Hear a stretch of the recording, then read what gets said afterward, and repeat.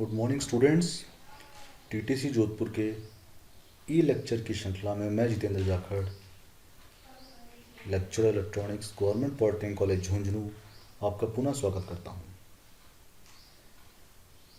हमने EL 207 विषय का प्रथम चैप्टर नंबर सिस्टम पढ़ना प्रारंभ किया था और पिछली कक्षा में हमने कन्वर्जन के बारे में बात प्रारंभ की थी कि यह 6 प्रकार के कन्वर्जन जो है इनके ऊपर आपके पास में प्रश्न आता है।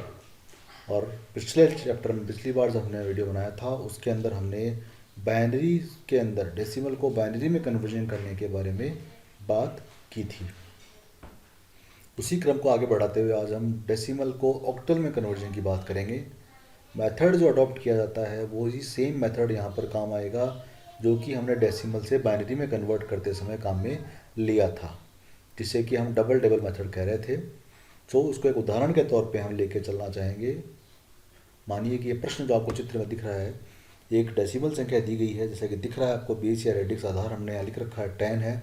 इसका अभिप्राय है कि ये जो संख्या में दी गई है यह एक डेसिमल संख्या है 444.456 और इसे हमें परिवर्तित करना है संख्या में जिसका कि आधार होगा हमारा 8 यानी ऑक्टल। सो मूल सिद्धांत वही है कि आपको क्या करना है, इंटीजर वाले पार्ट को अलग से करना है और फ्रैक्शन वाले भाग को अलग से कन्वर्ट करना होता है। अब सबसे पहले हम इंटीजर वाले पार्ट को कन्वर्ट करेंगे। तो कन्वर्ट करने का जो नियम है वही नियम है सेम कि आपको उसको 8 से डिवाइड करना होगा। उसके उपरांत जो भी हमारा क्वोशिएंट आता है उसको उसके नीचे लिखा जाता है और रिमाइंडर आपका सामने की तरफ आ जाता है। जैसे 444 को हमने 8 से डिवाइड किया तो क्वोशिएंट हमारा 55 आया और रिमाइंडर हमारा 4 आया। पुनः फिर हम उसे 8 से उसको डिवाइड करते हैं तो 6 आया और 7 रिमाइंडर आया। और अंत में हमने जब उसको 6 को डिवाइड किया तो 6 डिवाइड नहीं होता 8 से, तो 0 हमारा क्वोशिएंट आ गया और 6 हमारा रिमाइंडर आ गया। इस नियम में हमने पढ़ा था कि यह प्रक्रिया हमें कब तक दोहरानी है, जब तक कि हमारा क्वोशिएंट जो है वो 0 ना आ जाए। जो हमारा भागफल है वो 0 नहीं आता तब तक हमें इस प्रक्रिया को करते जाना है। और उसके उपरांत हम क्या करते हैं, ये जो शेष फल हमें प्राप्त हुए हैं रिमाइंडर्स, इनको हम नीचे से ऊपर के क्रम के अंदर लिख देते हैं कि सबसे नीचे की संख्या हमारी 6 है तो 6, फिर 7, फिर 4 और ब्रैकेट के बाहर ऑक्टल। तो यह हमारा 444 जो डेसिमल संख्या थी उसका ऑक्टल रूपांतरण हमारा 674 यहाँ पे हो गया है।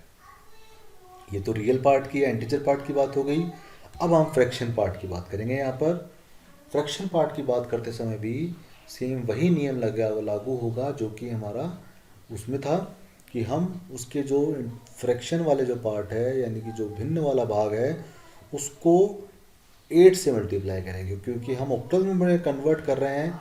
ऑक्टल का बेस हमारा 8 होता है तो उसको हम इस आधार 8 से गुणा करते हैं और जो आंसर आता है उसे सामने की तरफ लिख देते हैं। और इसका जो रियल वाला पार्ट होता है, इंटीजर पार्ट होता है, उसे एक लाइन बना के उसके सामने की तरफ रख देते हैं और शेष बचे हुए भिन्न वाले भाग को पुनः 8 से गुणा करते हुए इस प्रक्रिया को दोहराते जाते हैं।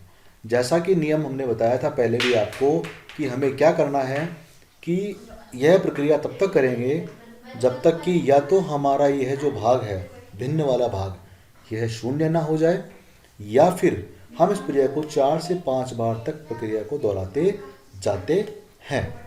क्योंकि इतनी बार दोहराने के पश्चात हमें जो उत्तर प्राप्त होता है उस उत्तर का और हमारा जो वास्तविक उत्तर होना चाहिए उसमें अंतर नहीं होता, या हम कहें कि आगे के भाग को हम ना करें तो भी हमारे मान में कोई अधिक परिवर्तन उत्पन्न नहीं होता है। कैसे कि जो उसका उत्तर सपोज आया ऊपर से नीचे हमने लिखा 0.35136, अब इसके पश्चात अगर कोई डिजिट और आती है तो उसका इस पूरे मान के अंदर योगदान बहुत कम होता है, तो उसे हम नेगलेक्ट भी कर सकते हैं। जैसे कि हम पढ़ते हैं डेसिमल के अंदर कि हम दशमलव के बाद कुछ संख्याओं को विलुप्त कर देते हैं, क्योंकि उनका जो प्रभाव होता है वो संपूर्ण संख्या के मान के ऊपर बहुत कम पाया जाता है। तो वही नियम ध्यान में रखते हुए हम 4 से 5 स्टेप तक ये एग्जाम में जरूर करेंगे। 4 बार या 5 बार आपको इस प्रक्रिया को दोहराना है कम से कम।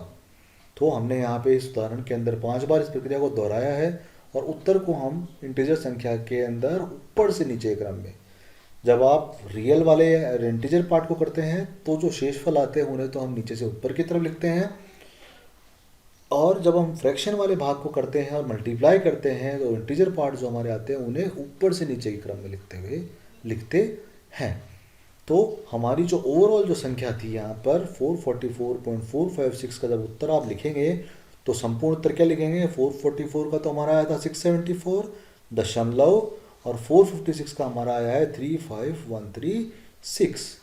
इस प्रकार से इसे हम प्रदर्शित करते हुए और ब्रैकेट के बाहर नीचे उसका बेस या आधार 8 हमने इसमें रूपांतरित किया है ऑक्टल में, तो वह ज़रूर लिखेंगे।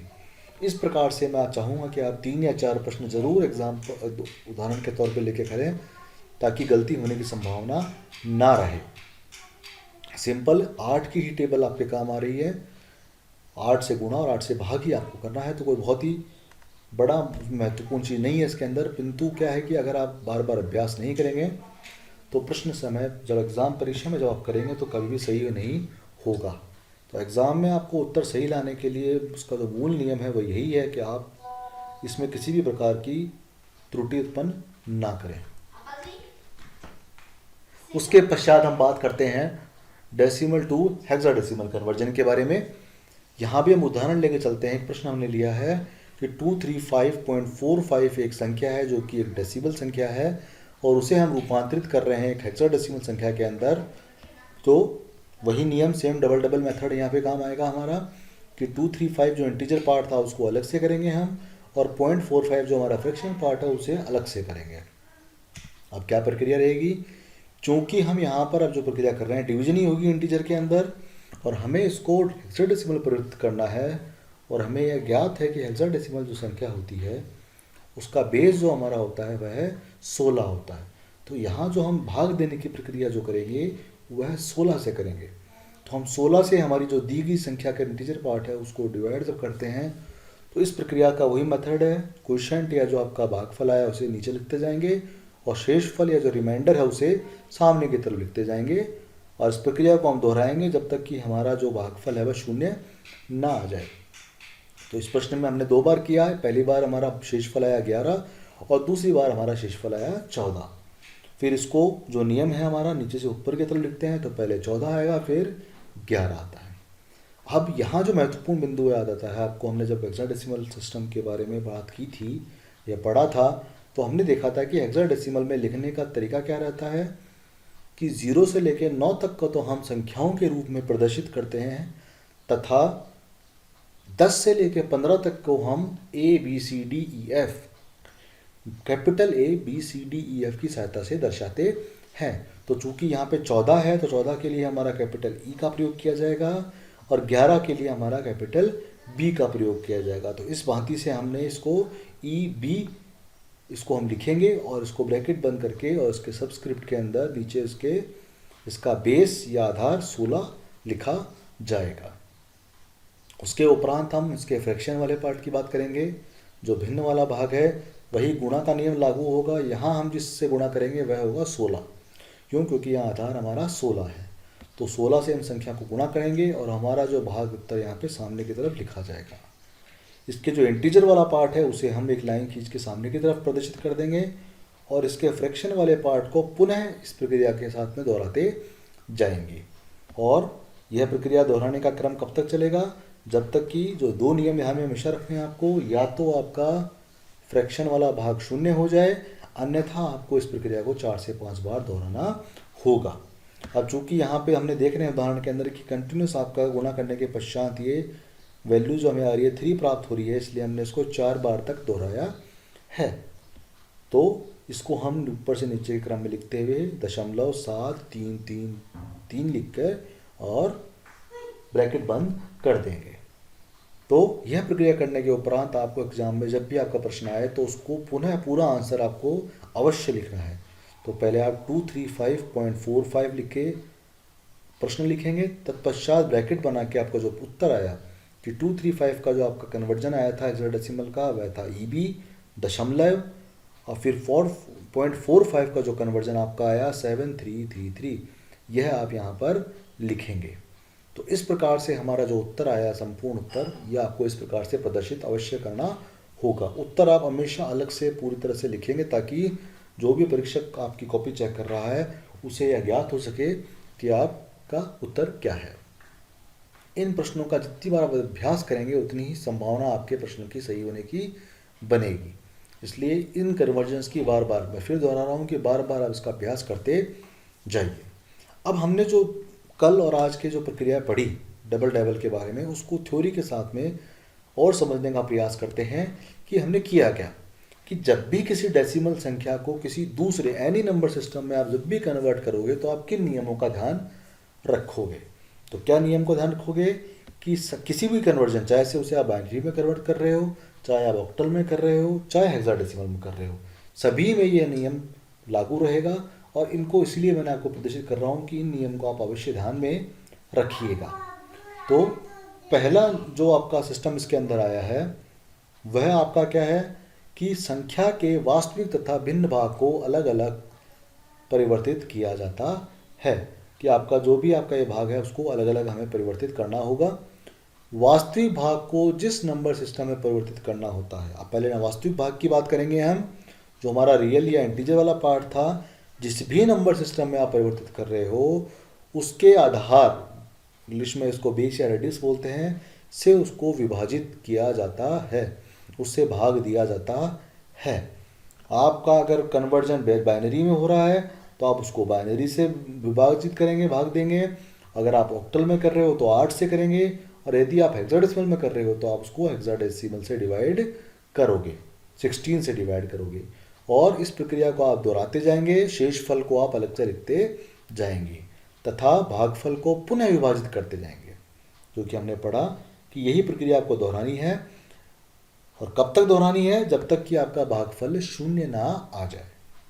जब आपका शून्य आ गया है भागफल, अब आपने कर लिया, तो उस परिस्थिति में आपको क्या करना है, शेषफल को नीचे से ऊपर के क्रम में लिखता है। नीचे से ऊपर के क्रम में हमने लिखा था, पहले नीचे वाली संख्या आएगी, उसके उपरांत आप उसको उल्टे क्रम में लिखते हुए जाएंगे। यह है हमारा वास्तविक भाग का कन्वर्जन। हमने पढ़ा तीनों के बारे में, उसी को हमने लिखा है। अब हम भिन्न भाग की बात करेंगे तो यहाँ पे हम क्या करते हैं, चूंकि वहाँ भाग कर रहे थे तो इसके अंदर हम क्या करेंगे, इसको गुणा करेंगे। तो गुणा की प्रक्रिया आपको दोहरानी है। प्राप्त संख्या जो हमें गुणा करने के उपरांत प्राप्त होती है उसके वास्तविक भाग को अलग से लिख देंगे, ठीक है। और जो उसका भिन्न भाग है उसको पुनः गुणा करेंगे आधार से। अगर आप बाइनरी में कर रहे हो तो 2 से गुणा करते जाओगे इस प्रक्रिया को, और यदि आप ऑक्टल में कन्वर्ट कर रहे हो तो उसको प्रक्रिया को आप 8 से दोहराते जाओगे, और यदि आप हेक्साडेसिमल में कर रहे हो तो 16 से करते जाओगे। या फिर कोई और नंबर सिस्टम आपको दे दिया गया है तो उसका जो भी भाग, उसका जो बेस है, रेडिक्स है, आधार है, उससे उसको गुणा करते जाओगे। और इस प्रक्रिया को दोहराने के 2 नियम हैं जो कि अपन ने पढ़ा कि या तो आपका जो भिन्न वाला भाग आए वह शून्य आ जाए, अन्यथा यह प्रक्रिया आपको 4 से 5 बार तक दोहरानी होती है। यह आपने कर ली, जो भी वास्तविक भाग थे उनको अलग से लिख लिया है। अब आपको ये प्रक्रिया में क्या करना है, जो वास्तविक भाग थे उनको ऊपर से नीचे के क्रम में लिखते जाना है, दशमलव के उपरांत। तो इस प्रकार से आपका ये उत्तर यहाँ पर आ जाएगा। इसको अपन चित्र के माध्यम से समझने का प्रयास करें कि सपोज आपकी कोई संख्या है r.f, कहने का मतलब क्या है, रियल भाग, दशमलव, फ्रैक्शन भाग, और ये आपको कन्वर्ट करना है किसी बेस, दूसरे बेस के अंदर को परिवर्तित करना है।